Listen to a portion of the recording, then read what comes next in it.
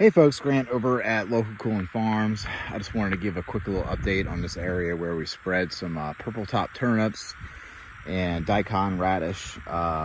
We did not drill it, we did not harrow it, we just simply did an overseed with a little manual, satchel spreader. So we just walked up and down to do the spreading.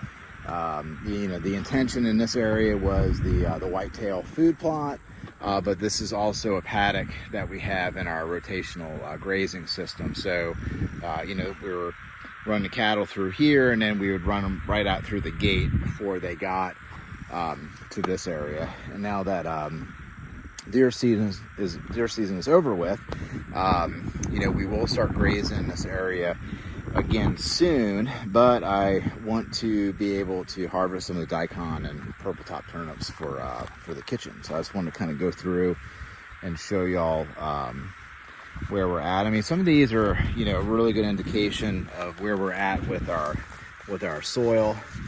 So I'm gonna peek in this guy. So that's a decent size bulb. That's a decent size bulb is coming out, and we also put in a Balanza clover as well, so that the Balanza clover is now coming up. We see it, it was too late for the Balanza clover to germinate because of the temps and everything, and so, but I knew it would come up in the spring, and it's doing just that. So let's look around a little bit more in here. So we'll go through and kind of find like the bigger ones for us. That's a daikon. That's coming up in there, and they're going to grow really fast moving forward. This is another purple top. You can see how stuff was actually grazing on the greens, and so there, there's another one right in there. You can see, and another one, right there. So the size that they're at now, we can actually come through, and it would actually be worth harvesting, just for the kitchen. So that's a nice size one right there. They're getting there, and it's not bad for just to throw the seed out. That's a daikon, and so we're gonna let this just kind of keep growing and then doing its thing. And then what I'll do is we'll probably just double, triple team this, get 1 or 3 people over here, and we'll probably just go through and harvest whatever we can, and then whenever we're tired of kind of harvesting, we're going to go ahead and just let the cattle in here to clean up the rest. So so I guess the point of the video, if there is one, is we put out a part of the pasture to recreational whitetail, and it was fun, and and all that kind of fun stuff,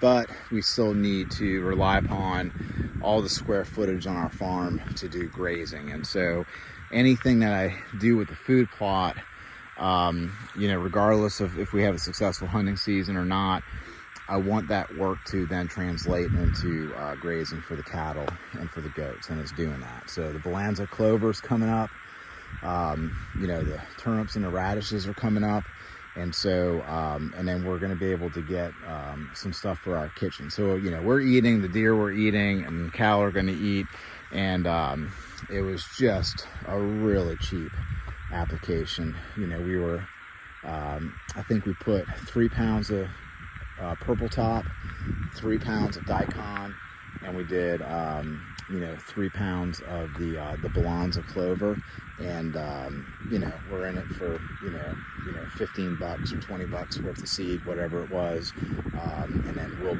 definitely get that back in just what we're harvesting for our kitchen. So super happy about that.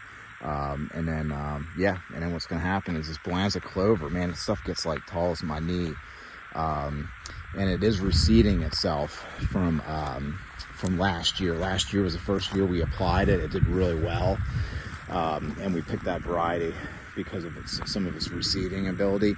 And sure enough, some of those paddocks are coming back with some really beautiful stands of clover.